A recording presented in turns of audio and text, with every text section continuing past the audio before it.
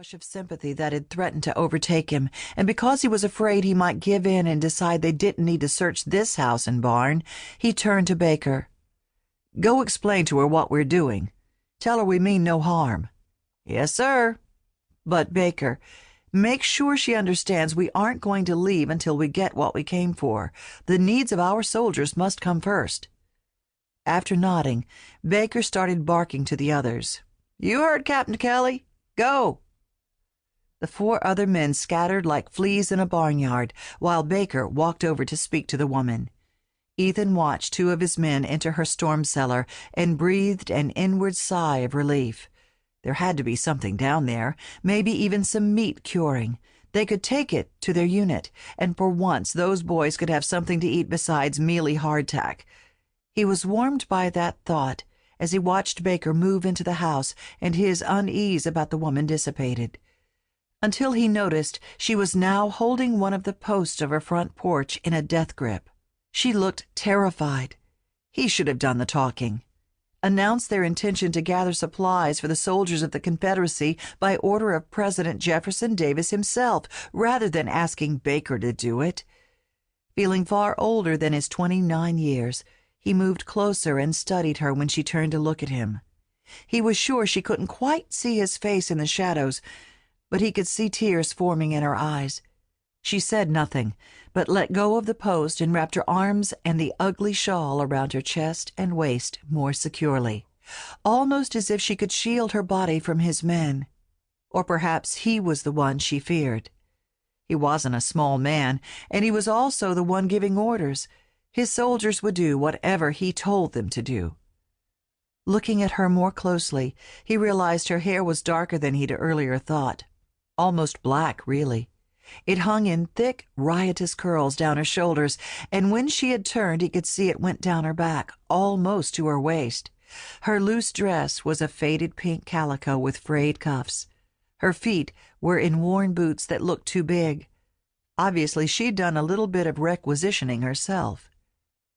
But what caught his attention most was the way she continued to stare at him. Her eyes were dark. Maybe blue? Maybe green? Did it even matter? Never had someone looked at him with such stark terror. It drew him up short. He'd supervised dozens of these raids across the South. Most of the inhabitants were resentful. Some had been downright cordial and sympathetic, sharing stories about their own boys in uniform. As the men brought up jars from the cellar and carried a comforter from the house, her vivid eyes turned from his and tracked every move. Another tear ran down her face when Baker carried out a sack of flour in one hand and a quilt in the other. 2 privates behind him came out empty-handed. "Where's the rest, Baker?" he called out. "Ain't nothing more, sir." It wasn't a surprise. It was obvious other bands of men had done their share of looting. Knowing many homeowners hid their best belongings, even from their own troops, he hardened his voice. "Look harder," he called out. The men paused, but after a nod from Baker, they rushed to obey. The woman pressed a fist to her mouth as her eyes filled with more tears. He hated seeing her cry.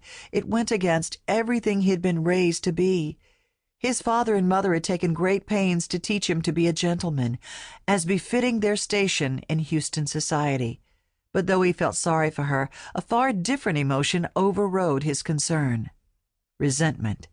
He resented how her weeping made him feel, as though he were stealing from her for no good reason. Now he had no choice but to speak to her. He stepped closer, out of the shadows, close enough for her to see captain's bars on his uniform. Probably not close enough for her to see much of his face under the brim of his hat. "You'd best dry your tears, miss," he called out. "Our soldiers need supplies. They are fighting for our cause. Everyone must make sacrifices. Everyone. Where have you hidden everything else?" After a brief moment, her fist left her mouth, but she didn't reply. She simply continued to stare at him in silence. What was wrong with her? Had this conflict already taken its toll on her? Some women were far too delicate for the ravages of war. Imagining his mother or his sister in such circumstances, he inwardly winced. Who had he become?